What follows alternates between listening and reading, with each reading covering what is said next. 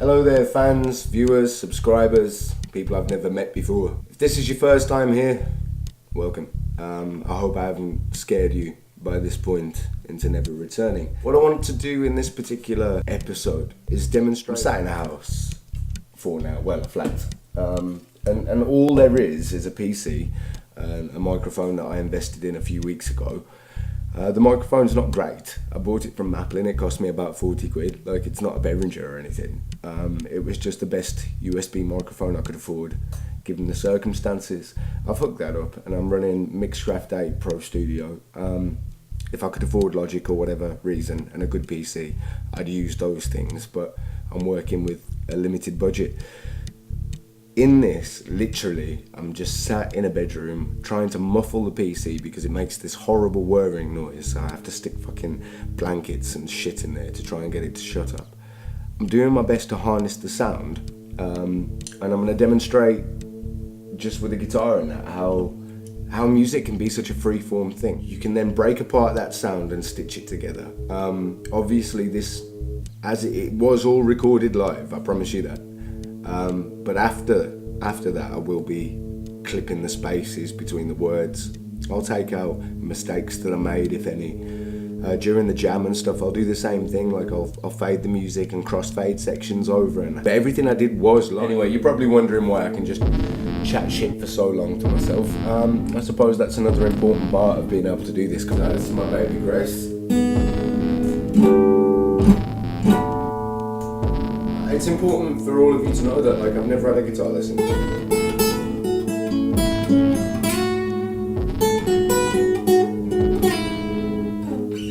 Just, you know, if you really want to do something, you will persevere at it. And I stand by what I said in my other video, you know, to follow your own method. Just ignore the haters, man, you'll get there. So we're going to have a jam, man. For this demonstration, explain my songwriting process, really. I just sing what's on my mind, what's on my heart, what's hurting me. I never really know what I'm going to say, that's the beauty of it. And I never really know what I'm going to play either. It's like a game. It's like a game and writing a diary at the same time. How sometimes the pen can just lead the way. I'm doing the same thing now, but with my hands and my voice, rather than the written word, I suppose.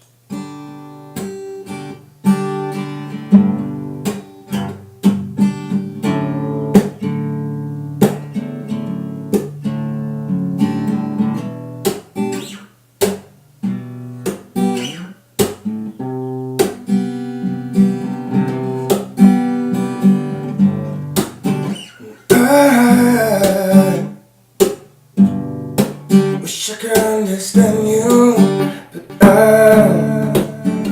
don't. And I wish I could reach you, making you understand all these things I say to you. I don't really need to say I'm into you. Maybe if you take a moment to settle down.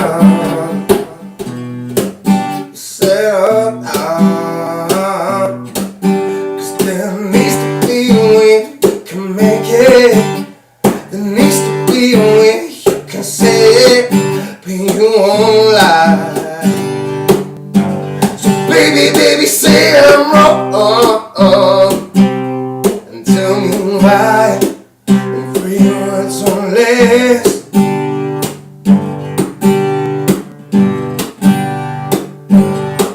And there needs to be a way back home. And I want to find your heart. I've been waiting too long. I'm still waiting right here. I wonder what I gotta say to make you listen. I wonder if there is much I'm missing. Baby, move on, she said. Baby, move on. Change my mind when I got you inside my heart.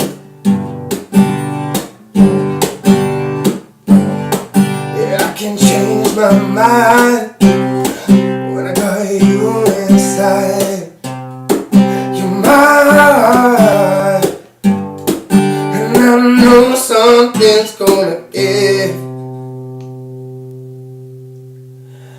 I know something's gonna get soon.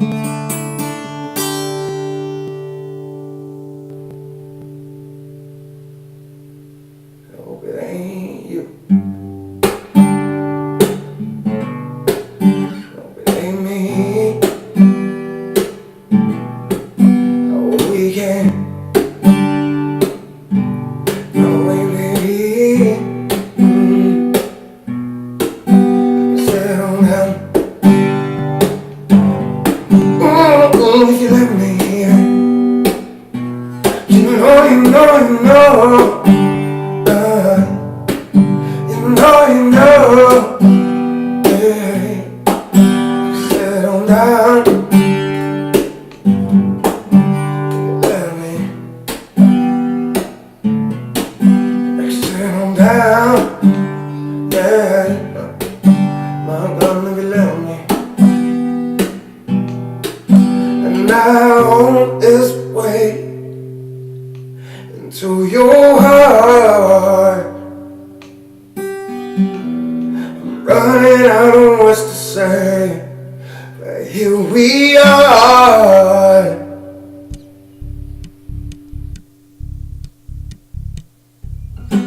Yeah, so that's I literally just made all of that up. Even I to this point can't remember what I said, or what I sang about.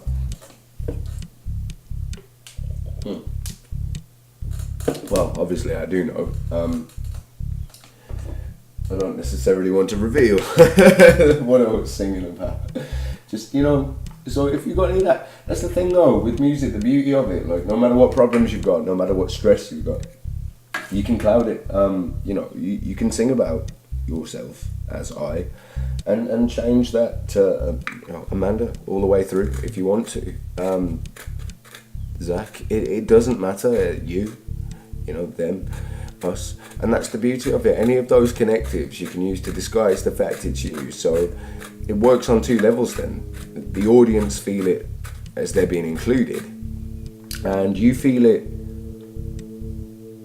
you still feel it for you 100%. So when you sing it, you convey the feeling that this song's about me and it's about my life and it's real and it's true, and that matters to people so much more. I mean, we all know that pop music is successful, but it doesn't mean that pop music is good. And I'm sure that we can all agree on that. If it was good, it would be lasting. When I think of artists, when I think of good artists, Prince, Bowie, Chapman, they live on. You know, Queen, Freddie Mercury, hell, we're talking in the 70s, he's going to live on. 100 years from now, people are going to know Queen. 100 years from now, they are not going to know who Katy Perry is. I fucking promise you that. And that's because of the musical quality. Yeah, I can bang out a semi-decent chocolate if I want, and give it such a fancy-ass wrapper that you buy it until the fad wears off and then you drop it, but it doesn't matter because I banged out another shit piece of chocolate in the same wrapper, but I've slightly changed it. That's what pop does to music. Take your time with it, sing about stuff that matters to you, and even the more personal it is, the more relatable it is to other people. So I rate Big Nasty as an artist, you know, for that exact same reason. You know, I listen to a lot of grime as well, not just metal, but I listen to all kinds of music, as long as there's this exceptional depth to it. You take Wiley, for example, such depth in his lyrics, like really thinks about what he's saying. It doesn't matter what genre you confine to. It matters about the personality that you place behind it. If we all drop our egos in music and just talk about real shit, Akela, you know, what a fucking genius, Akela. If you haven't listened to Akela, go listen to it right now, because you might learn something, which is probably why he's not as famous as he should be. When I tell people I'm an anarchist, like a lot of people tell me, oh yeah, I understand your beliefs about the system, yeah, I'm on your side and whatever, but it's not for me, you know, and I hear that all the time. Like, I live by it. I lived in the wilderness and stuff for 8 months of my life. I'm probably going to be back there in less than a month, and that's just the reality of my life. I'm not afraid of it. As hard as it can be, and as impossible as it is to find somebody to be with on the same journey, like, it's a very lonely journey, but it's still worth it, because I know that my life's real. I know that when I die, I did not spend my life working for a 9 to 5 to save up for a pension that I never got to use, to save money that I never got to use, to provide somebody else with a life that was perfect for them by working for them. And I am not going to do it. I'm not a slave chicken. I'm not some fucking battery hen. And a difference, because once you know the truth, you really can't go back. You know, I'm more temperate about it on a day-to-day basis, but it doesn't mean that I ever forget. A part of me would have sacrificed all of this to be in a house and have the family and that life, but deep within me, I know it. You know, I have a calling to go to the jungle. I don't know if you do. And I suppose that's where I differ from a lot of people in mainstream society. So how can I go on X Factor and sell out and have a contract and have somebody tell me when to go to work? You know, I'm a busker because I go to please the people on my terms, and then I work as hard as I can to please them, essentially for free, because that's how a community should work. I would rather receive a donation than I would be charged or charging someone. It's the sound of me smoking. I'm a terrible smoker. Like, I smoke way too many cigarettes. If you don't smoke, don't start. It's not cool. I started smoking because I thought it was cool. How embarrassing is that? Like, now it's just an addiction I can't part with. Coffee as well. If you don't drink coffee, man, stay away from that shit.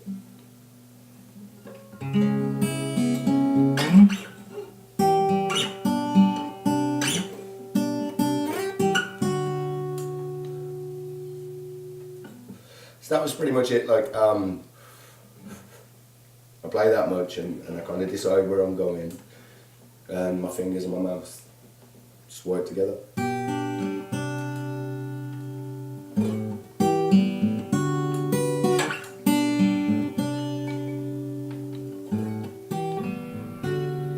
And I say I walk the earth to find you. Where did you go? Say that I could confide, yeah, far away from home.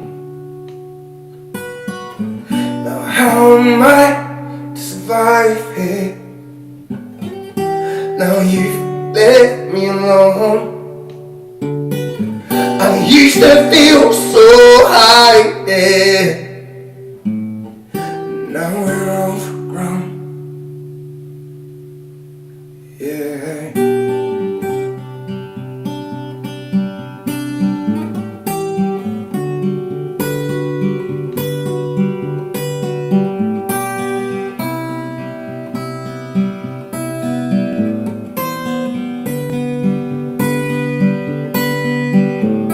At least the highlight is this: I sing better when you're with me. With all our voices unified, open up a heavenly history. And that's why we cannot be. There's too much positivity. I guess that's why you're not with me. It doesn't make me miss you less. It doesn't make me want this less. Think about it less. Don't make it out to meaningless. And I know loving me is stress, but that's just 'cause I'm broken. And I don't mean to be. Some words are normally unspoken, like the exact equation for gravity. It's best that we don't know them, 'cause there's no going back once you've seen what you've seen. And there's no way to avert them, but the system's got a hold of you and me. So won't you stay there, just for one night? 'Cause I could die here, yeah, in your arms, yours your arms, your sight. There's a fire in my soul. I hope I leave one in your mind. 'Cause there's a fire in my soul under a Celtic sky.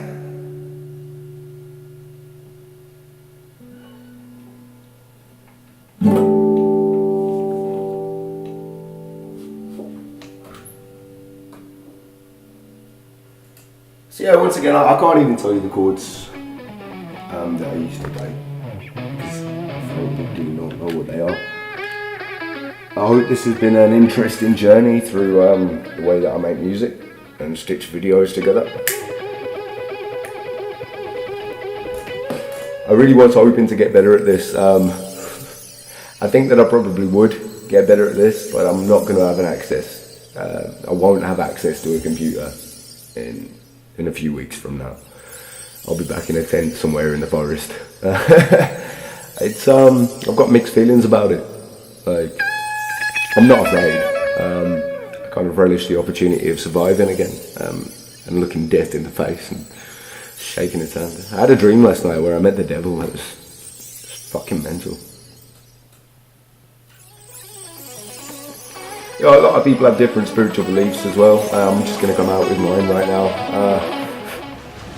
If you were to give it a title, I'm somewhere between a Hindu and a pagan, because I eat meat, but like I worship Krishna a lot, and to me it's just a name.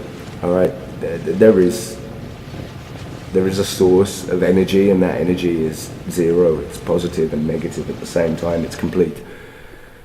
Whatever that is, whatever name you want to call it, Allah, God, Jesus, I don't frankly give a fuck.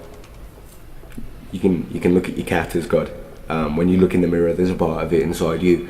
The thing is, where we are, how we live in duality, and a lot of people have forgotten this over the time. We live now in a material system where it really is a pyramid. That's what the Illuminati symbolizes. It's not some fucking... People overread everything, but the Illuminati is not some cult that murders babies and stuff.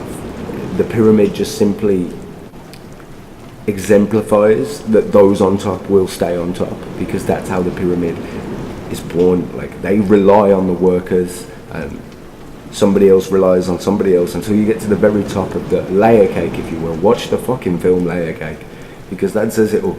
Between that and Fight Club, you've got everything about the universe summarized in 2 films. Yeah, billions of people have watched these, and The Matrix, and none of it hit home. Even your religions are euphemisms. Everything from God and the devil is a euphemism. Everything from eating the apple and covering your nudity is a euphemism. In my song, We Were Wild Ones, it's all about how once we were, you know, like gorillas, we lived in jungles, in forests, as tribes, as family units, and we got on a hell of a lot better. Our problems were mediated and not hidden and not private. And assets and ownings and mistakes were not private either. And that was better for the source of the entire community. It could be now. That's what anarchy stands for, and it's what it is misrepresented as riots and pain and death and the purge. But anarchy is not that. Anarchy is a free life where we do not charge you for assistance by the means of currency or debt or monetary gain. We simply implore your trust and would hope to reciprocate. I hope you've enjoyed this extensive ramble of nonsense through my brain. I'll give you as much as I can before I get evicted. Peace, guys. Have fun.